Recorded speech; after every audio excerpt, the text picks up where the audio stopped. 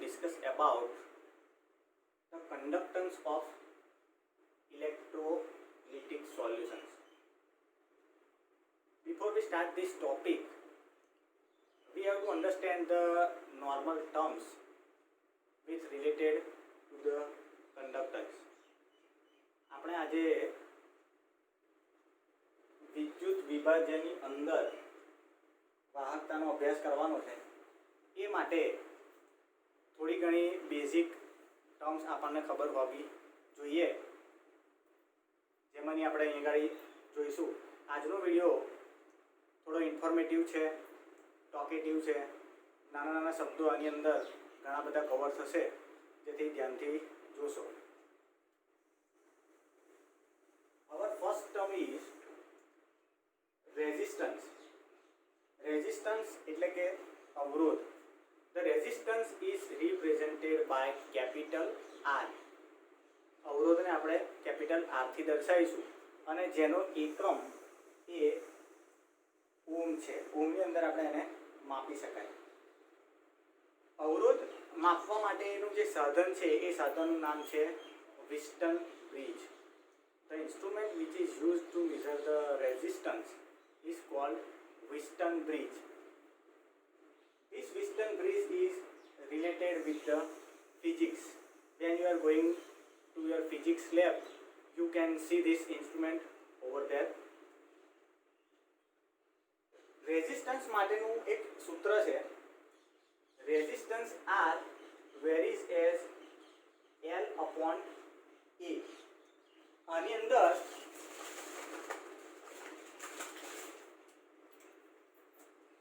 L છે એ L represent કરશે લેન્થને.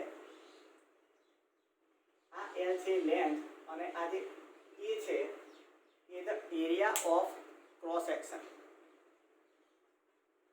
હવે જો આપણે આ વેરીઝ એઝ ની નિશાની દૂર કરવી હોય તો we have to adding this proportionality constant.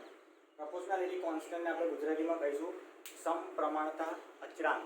આ સમપ્રમાણતા અચળાંક અહીં આગળ આપણે મૂકીશું એટલે અહીં આગળ ચાલે છે ની નિશાની નીકળી જશે અને ઇક્વલ ટુ ની નિશાની આવશે.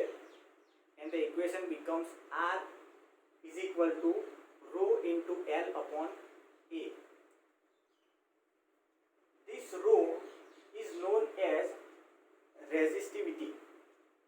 resistivity માટેનો યુનિટ છે ઓમ ઇન્ટુ મીટર. એને ગુજરાતીમાં કહીશું અવરોધકતા. એને ગુજરાતીમાં કહીશું અવરોધકતા. હવે જે આપણે રેઝિસ્ટન્સ કેપિટલ આર થી દર્શાવ્યો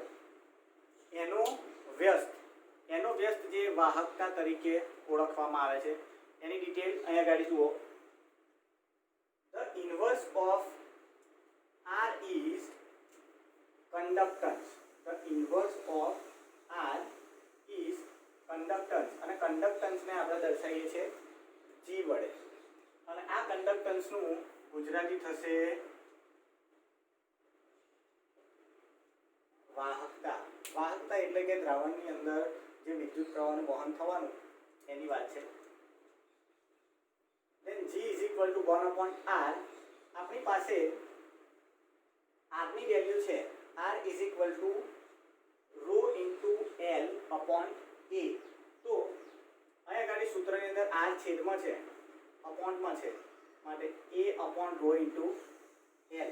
હવે અહીંયા ગાડી તમને એક નવું સૂત્ર મળશે 1 upon rho, मतलब કે જેને તમે રેઝિસ્ટિવિટી કહેતા હતા, રેઝિસ્ટિવિટીનું ઇન્વર્સ છે એ તમને અહીંયા ગાડી મળશે કપ્પા તરીકે, જેને દર્શાવીશું આપણે કેપિટલ K વડે. K is equal to 1 upon rho. That means inverse of resistivity. અને આને જ આપણે known as conductivity અથવા તો એને શું કહીશું specific conductance, which is represented by kappa. But IUPAC said that we are using the term conductivity in presence of specific conductance. બંનેની જગ્યાએ વધારે આપણે વાપરીશું resistivity. SI units for the conductivity is S into M inverse. This capital S is known as Siemens. Siemens मतलब ઓમ inverse, એટલે કે આપણે અવરોધના વ્યસ્તને G તરીકે મૂક્યું એટલે અવરોધનો એકમ હતો ઓમ, તો અહીંનો એકમ થઈ જાય છે ઓમ ઇન્વર્સ. આટલી વાતો કરી એના ઉપરથી conductance related total 3 major types પડે છે. એ 3 મેજર ટાઈપ આપણે અહીંયા કરી જોઈ લઈએ.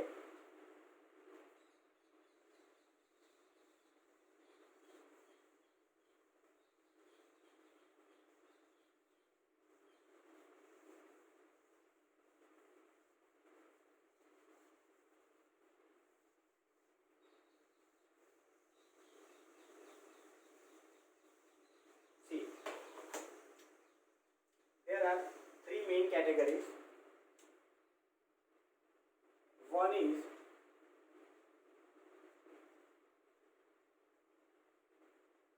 conductors.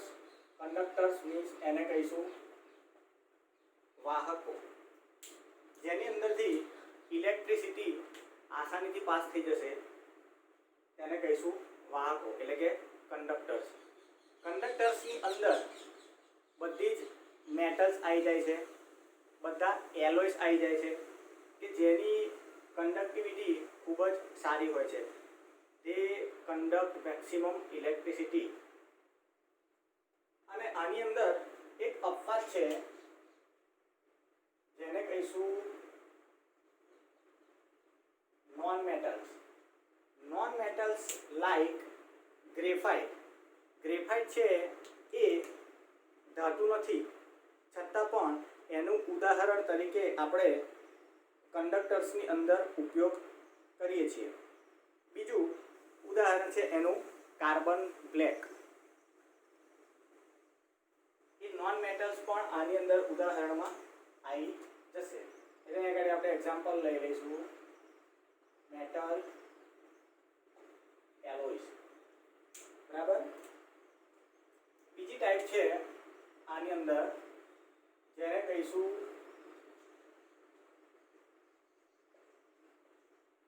ઇન્સ્યુલેટર્સ. ઇન્સ્યુલેટર્સ એટલે કે અવાહકો. અવાહકો અવાહકો મીન્સ શું?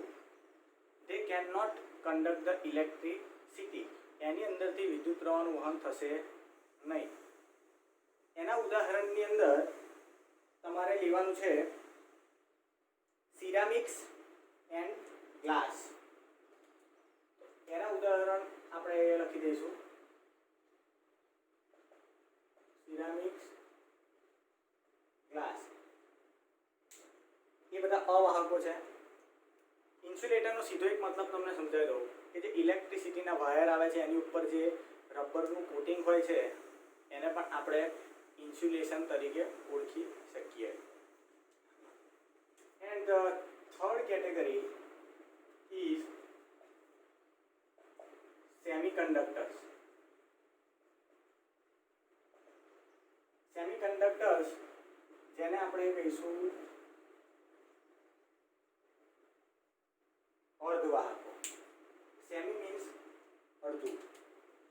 So the conductivity of a semiconductor is in between the conductors and insulators. એટલે કે એ બંનેની મધ્યમાં જેની કંડક્ટિવિટી હશે એને કહેવામાં આવશે સેમિકન્ડક્ટર્સ.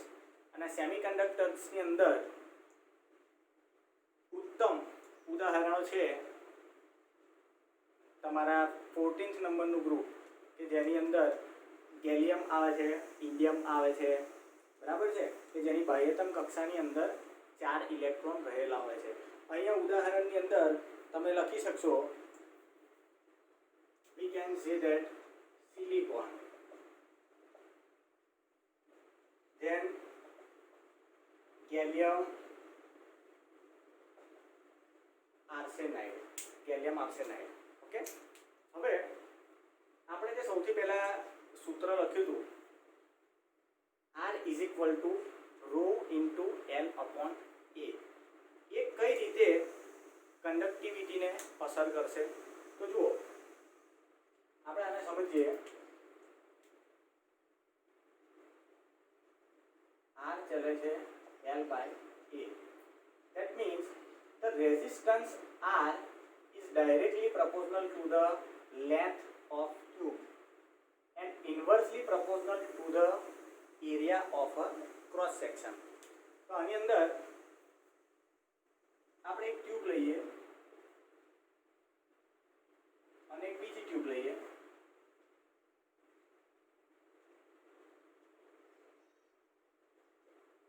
તો આ એનો એરિયા ઓફ ક્રોસ સેક્શન થયો અને આ એની લેન્થ થઈ. તો સીધી વસ્તુ છે, the resistance is less over here and the resistance is higher in comparison with this in this side because the area is small and here the area is wide. તો ત્યાં આગળ અવરોધ ઓછો લાગશે. બીજી વસ્તુ,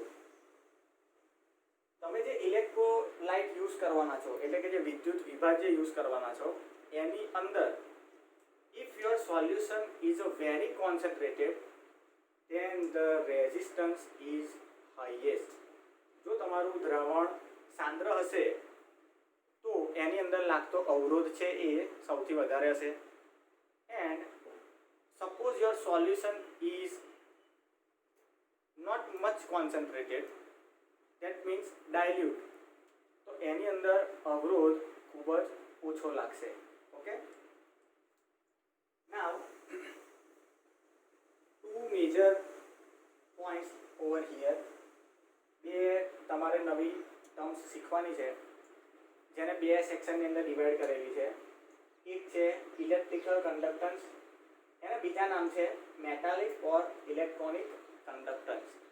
તો મેટાલિક મતલબ metallic property you know very well from the standard 11 that the metallic characteristic comes from the delocalized electron. એટલે કે એની અંદર જે ઇલેક્ટ્રોન છે એની જગ્યા નક્કી નથી. delocalized electrons can move all over the lattice freely. એ આખા લેટાઇસની અંદર હલનચલન કરી શકશે. that means the electrical conductance is due to the movement of electron in the lattice. Electron જેટલું હલનચલન કરશે એનાથી જે કંડક્ટિવિટી ઉત્પન્ન થશે એ કહીશું આપણે એને ઇલેક્ટ્રિકલ કંડક્ટન્સ. ઇલેક્ટ્રિકલ કંડક્ટન્સ એ કઈ કઈ વસ્તુઓ ઉપર આધાર રાખે છે? તો એની અંદર the electrical conductance is depends on nature and structure of metal. Nature એટલે કે આની પ્રકૃતિ અને સ્ટ્રક્ચર એટલે કે આનું બંધારણ. તો એ ધાતુના બંધારણની અંદર અને એના પ્રકૃતિની ઉપર આધાર રાખે છે. બંધારણનો મતલબ structure means the atoms are arranging very nearly. In some metals the elements are arranging very far. The second point is number of valence electron. એની બાહ્યતમ કક્ષાની અંદર કેટલા ઇલેક્ટ્રોન રહેલા છે એ પણ ઇલેક્ટ્રિકલ કંડક્ટન્સ માટે આધારિત છે. અને ત્રીજી વસ્તુ છે ટેમ્પરેચર એટલે કે તાપમાન. તો ઇલેક્ટ્રિકલ કંડક્ટન્સ તાપમાન સાથે કઈ રીતે વધે ઘટે? તો the electron conductance is decrease with increase in temperature. કારણ શું છે કે જે વેલેન્સ ઇલેક્ટ્રોન હશે, જે ડિલોકલાઇઝ્ડ ઇલેક્ટ્રોન હશે, ટેમ્પરેચર વધવાને કારણે એની અંદર ગતિવિધિઓમાં વધારો થશે. one electron is knocking the another electron. એટલે કે ટેમ્પરેચર વધારીશું એમ એમ ઇલેક્ટ્રિકલ કંડક્ટન્સ છે એ ધીરે ધીરે ઓછો થઈ જશે. Okay, and our last thing, ionic conductance. Ionic conductance is due to the ions present in the solution. એટલે કે એની અંદર જેટલા આયનો છે એ પ્રમાણે એનું આયોનિક કંડક્ટન્સ છે એ નક્કી થશે. અહીં આપણે ફરી ફરી એક વસ્તુ રિપીટ કરી લઈશું જે આગળ મેં તમને કીધી એમ જ. If your solution is concentrated then the ionic conductance will be higher and if your solution is dilute કે જો તમારું દ્રાવણ મંદ હશે તો the ionic conductance will be lower. This ionic conductance is depends on the nature of electrolyte એટલે કે વિદ્યુત વિભાજનની પ્રકૃતિ એ સાંદ્ર છે કે મંદ છે. Second thing, the size of ions and their solvation. Size of ions એટલે કે જે આયનોનું કદ નાનું હશે અને જે આયનોનું કદ મોટું હશે. જે મોટા હશે એનું હલનચલન ધીમું થશે અને જે આયનોનું કદ નાનું છે એમનું હલનચલન વધારે ફાસ્ટ થશે. And what is the meaning of solvation? Solvation means solute particles are interact with the solvent particles and the solvent is stabilize the solute particles in the solution. શું કીધું મેં? Solvations means દ્રાવક યોજન. ગુજરાતીમાં એવું કહીશું દ્રાવક યોજન, જેનો મતલબ થાય છે દ્રવ્ય પદાર્થના અણુઓ દ્રાવકના અણુઓ સાથે આંતરક્રિયા કરે અને જે દ્રાવકના અણુઓ છે એ દ્રવ્યના અણુઓને સ્થાયી કરે અને સોલ્યુશન બનાવે એને કહીશું સોલ્વેશન. બીજું છે કોન્સન્ટ્રેશન ઓફ ઇલેક્ટ્રોલાઇટ એટલે કે દ્રાવણની સાંદ્રતા, જેની વાત તમને મેં આગળ કરી. And the last point is temperature. Increase with temperature. That means the ionic conductance is increase with the increase in temperature.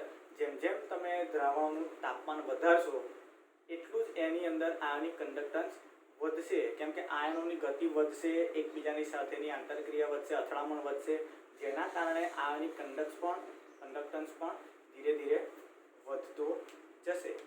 This is the basic terms which is related with the conductance of electrolytic solutions.